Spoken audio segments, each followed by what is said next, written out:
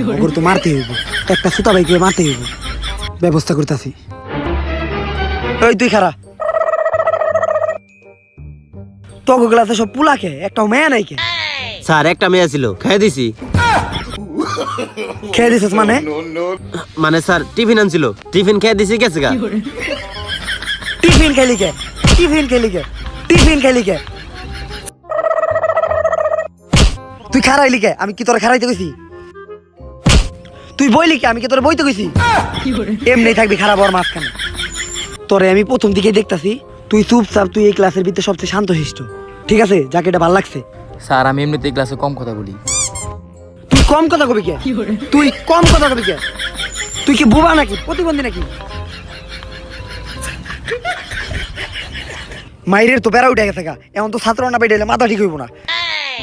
কারে ধরা যায়? এই সবকিছু ঠিক রাখ।